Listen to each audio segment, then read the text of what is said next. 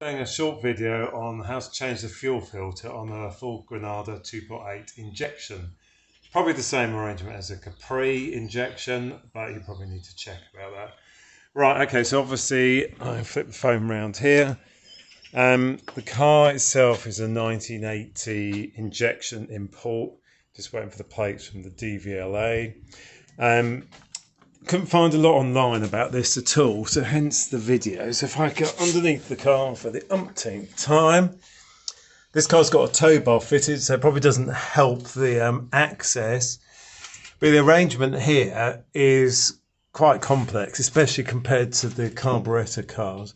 So fuel tank here, fuel comes out the pipe and runs into the fuel pump, sits in this cradle here.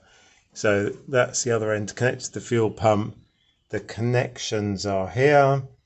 And then this banjo bolt that's hanging down here, that then runs up, right up to the top there to the fuel accumulator, which is the thing up here.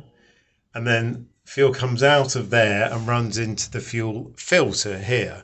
So I've just changed this filter and it sits in this cradle, which is, to be honest, I don't know, a bit of a nightmare to access.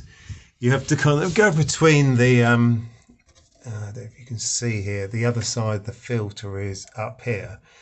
So it's worth saying that when you undo these banjo bolts here, let's have a go clearer, like here, this side is 17 and you need a 22mm spanner just to hold the filter here. But the other side is different. The other side is a 19mm on the fuel filter and an 18mm socket. So if you hold both of those and separate it, at first I was really puzzled how you got all of that off without twisting the whole thing around.